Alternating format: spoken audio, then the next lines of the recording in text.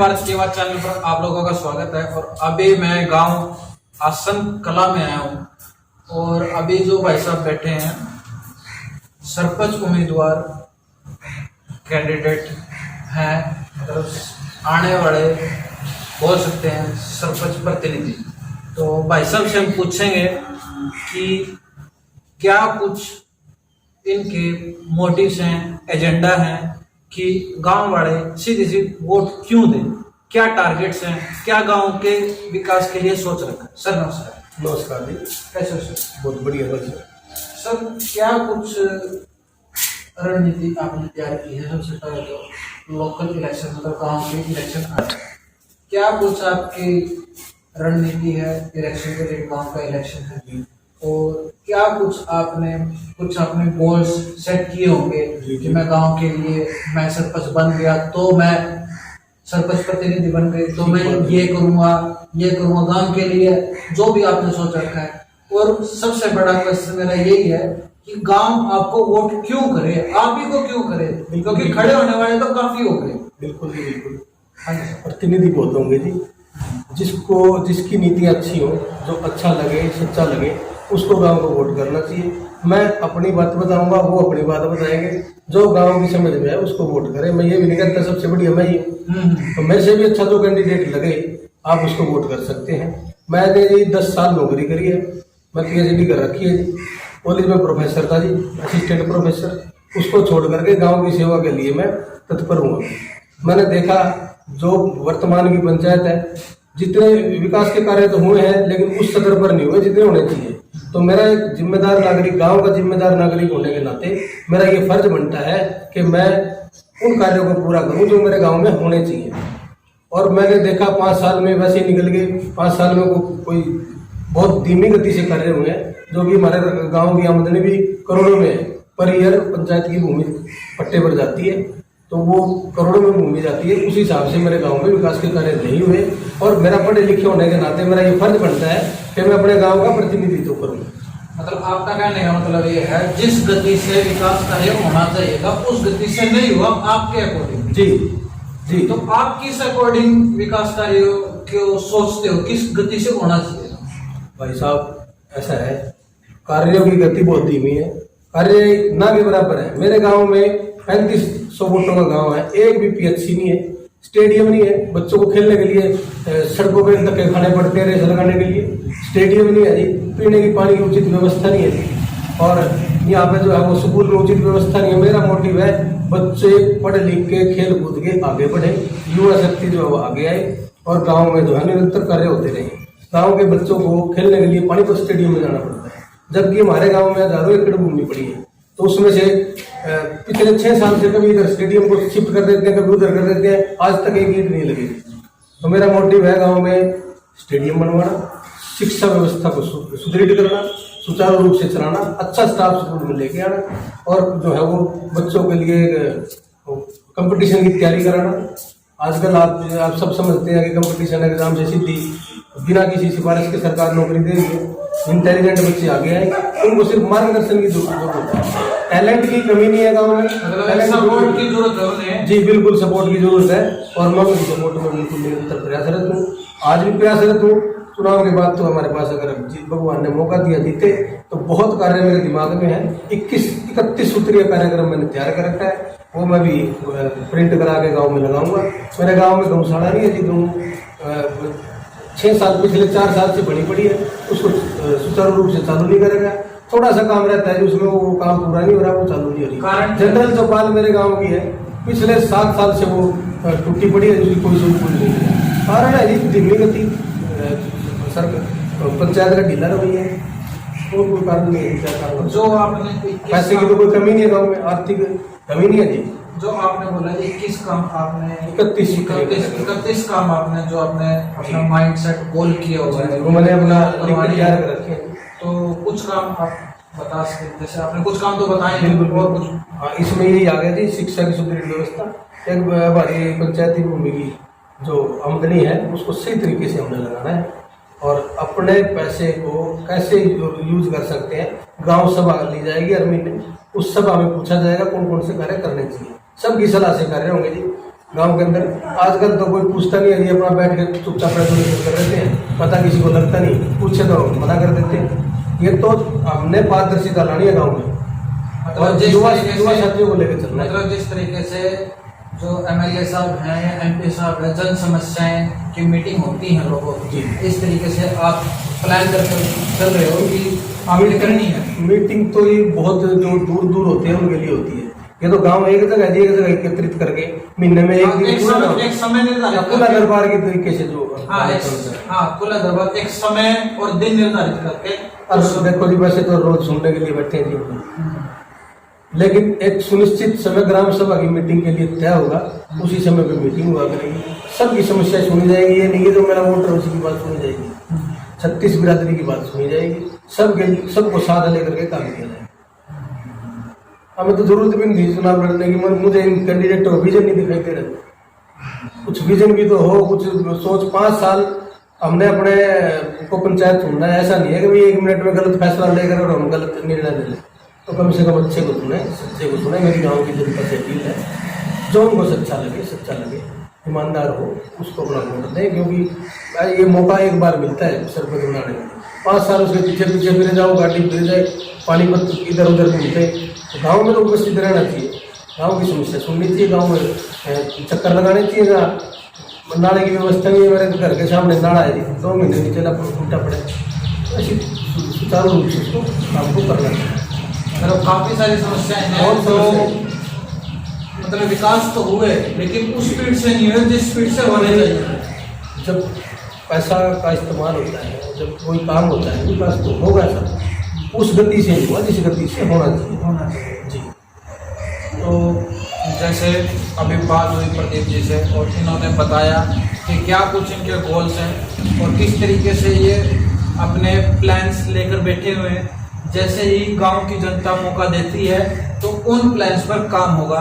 और सबसे अच्छी बात मुझे इनकी ये लगी कि जिस तरीके से जन समस्याओं का दरबार, खुला दरबार लगता है, वो दरबार लगाना हर जगह एमपी और एमएलए के लिए नहीं, गांव में भी बहुत ज्यादा जरूरी है।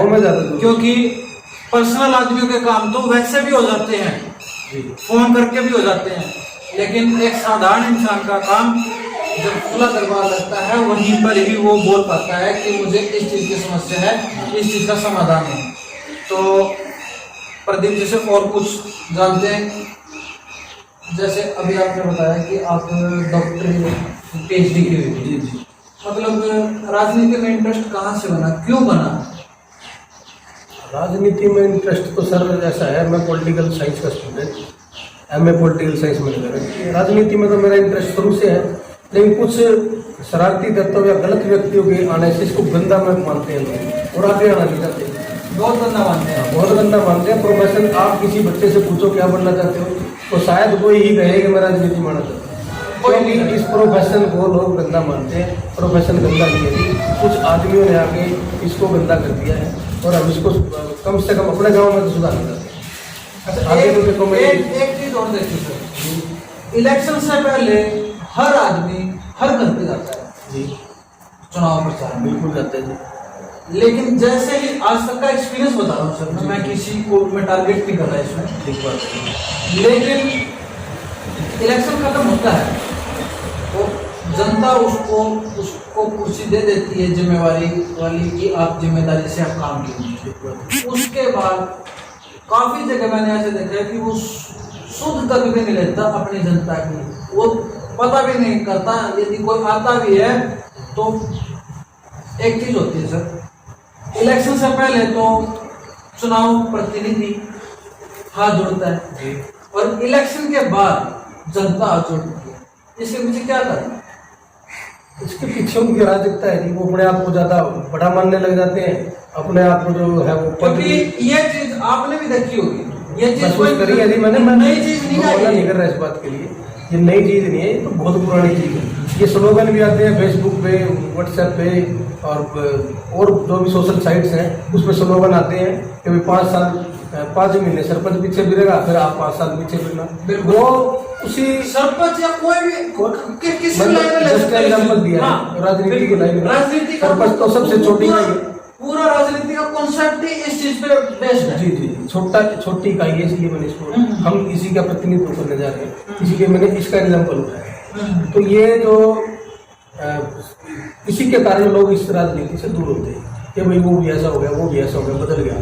बदल किस लिए गया, कुछ तो देखो उसकी मजबूरी हो जाती है, काम के लिए उसको बाहर जाना पड़ता है, लेकिन उसको एक दिन या 2 दिन निर्धारित करने चाहिए, समय निर्धारित करना चाहिए, नहीं जनता से मिलने का। गाँव में या तो गाँव में जाके घर घर मिले, घर वो आपकी बात मैं एग्री करता हूँ कि घर घर नहीं जाता हूँ, जा भी नहीं पाता, क्योंकि अब तो उसको गरज होती है, पहुँचता है, घर घर पहुँचता है, फिर पब्लिक को काम होते हैं उस हिसाब से। अगर वो निरंतर रूप से जाता रहे तो उसके घर आने की किसी को जरूरत नहीं पड़ेगी। बिल्कुल, अब हमने सिस्टम ही बदलना है। कुछ लोग जो होते हैं, देखो जी गाँव में 4 कैंडिडेट हैं, 5 कैंडिडेट हैं, या फिर 2 विराज है, आधे वोटर तो खिलाफ होते हैं। बिल्कुल ये लगा लो पिछली बार का जो हमारा चुनाव था, उसमें हमारे सरपंच के लगभग 850 वोट है जो अब चयनित है, और टोटल अगर दूसरे 3-4 कैंडिडेट की बात करें तो 2500 टोटल बढ़ता है, तो 2500 लोग तो खिलाफ ही है, तो उनकी भी शुद्ध बुद्धि लेना जरूरी है। ऐसा नहीं है कि अपने वोटर का ही काम करो, जब वो मुखिया बन जाते हो तो वो पूरा मुखिया, वो 1 या 2 या अब उन लोगों तक भी पहुंचना चाहिए, उनकी समस्याएं भी सुननी चाहिए। तो गाँव में 1-2 चक्कर तभी उनसे कनेक्टिविटी होगी, तभी वो भी आपसे जुड़ेंगे। जी यही मैं कहना चाहता हूं। इसीलिए वो कुछ लोगों का बन के रह जाता है। हमने वो प्रथा बदलनी है, हमने 36 बिरादरी के लिए काम करना है, 24 घंटे काम करना है, क्योंकि वो युवाओं के लिए अलग काम करना है, वृद्धों के लिए अलग काम करना है, महिलाओं को जो है वो उसके लिए अलग काम करना है। पहला काम तो जी शराब के ठेके उठवाने हैं गाँव से, बहुत ज़्यादा नशा नए बच्चे करने लगे हैं। अच्छा, एक बात, जब आपने ये बोला कि शराब के ठेके उठवाने, तो सर सरकार की सबसे बड़ी आमदनी का साधन पेट्रोल, डीजल और जो शराब, सबसे मुख्य साधन है आमदनी के।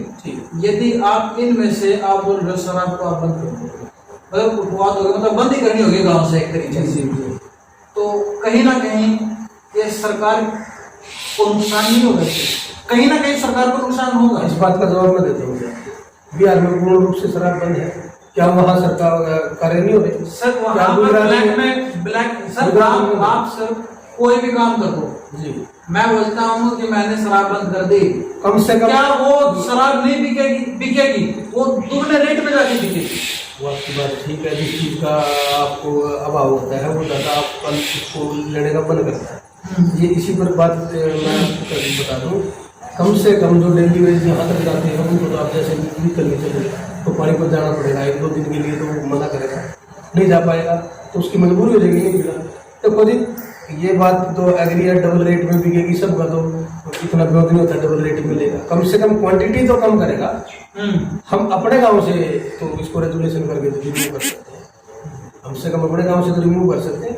वो आगे जाके खंडरे से लाए, शेरे से लाए या फिर इधर पुराना से लाए, वो तो उसकी अपनी प्रॉब्लम है।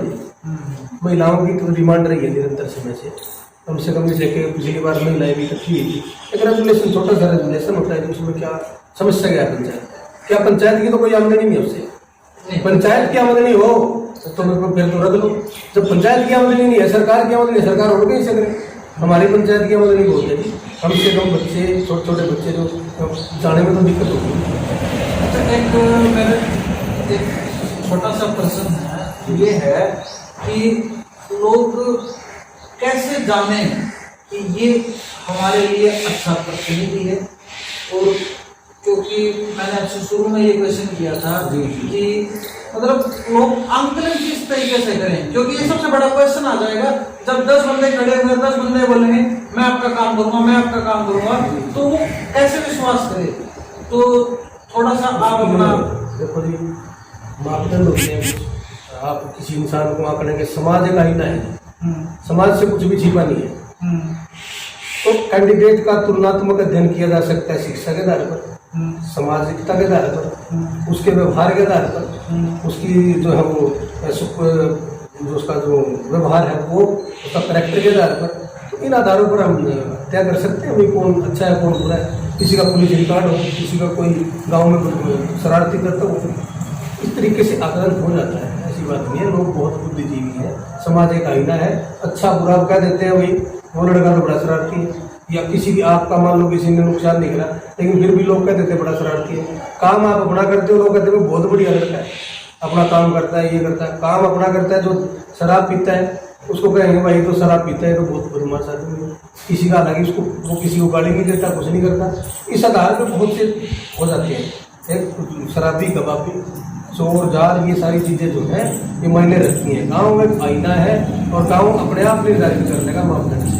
उसके कई आधार हो सकते हैं भाई साहब, शिक्षा का आधार एक आधार हो गया, उसका सामाजिक आधार एक आधार हो गया, उसका व्यक्तिगत व्यवहार एक आधार हो गया, इसी तरीके से उसका कामकाज का व्यवहार एक अलग व्यवहार हो गया, उसका मोटिव क्या है, उसका बैकग्राउंड क्या है, उसका फैमिली बैकग्राउंड क्या है, इन सारे आधार पर आप आकलन कर सकते हैं। अगर कोई और करना तो आप भी आपके चैनल के माध्यम से करना चाहता हूँ, कैंडिडेट का तुलनात्मक अध्ययन करें। अगर गाँव को लगता है कि भाई ये कैंडिडेट बढ़िया नहीं है तो दूसरे को मतलब दूसरे को वो नहीं बढ़ता, मतलब अपने बुद्धिजीवी का इस्तेमाल करके, अपने बुद्धि का विवेक का इस्तेमाल करके। और मैंने जैसे सुनने में आया है इस बार नोटा का ऑप्शन दिया रहा है, अगर कोई भी कैंडिडेट पसंद नहीं आता तो नोटा का ऑप्शन दबाए, दोबारा इलेक्शन कराए, अपना मनपसंद कैंडिडेट उठाए। ये कई बार क्या होता है, बाध्य हो जाते हैं लोग कि भाई ये दो ही खड़े बनेगा इसमें से, अरे आप नोटा का बटन दबाओ, अगर मैं भी पसंद नहीं तो मेरे खिलाफ वोट करो, नोटा का बटन दबाओ, अगर कैंडिडेट पसंद नहीं तो हमारा इलेक्शन कराओ, इन कैंडिडेट को रिमूव करो। तो जैसे अभी प्रदीप जी से बातचीत हुई और बहुत अच्छी बातचीत हुई है मेरी, तो क्योंकि मैं खुद एक गांव से बिलोंग करता हूं और क्योंकि जो क्वेश्चन एक ग्रामीण के मन में आ सकते हैं, मेरे अंदर आ सकते हैं, तो किसी भी ग्रामीण के मन में आ सकते हैं। कोशिश मेरी यही होती है कि जो मेरे क्वेश्चन होते हैं वो धरातल वाले होने चाहिए, तथ्यों के आधार पे होने चाहिए, कि अब जिसको भी आने वाले समय में जैसे बाकी इलेक्शन है कि वोट करें तो क्यों करें और किस लिए करें, सीधी सी बात यह है। तो आप लोगों को कैसी लगी ये वीडियो आप कमेंट में आप बताएं। तो इस वीडियो के साथ अपनी ये वीडियो यहीं पे समाप्त करते हैं। जय हिंद, जय हरियाणा, जय भारत।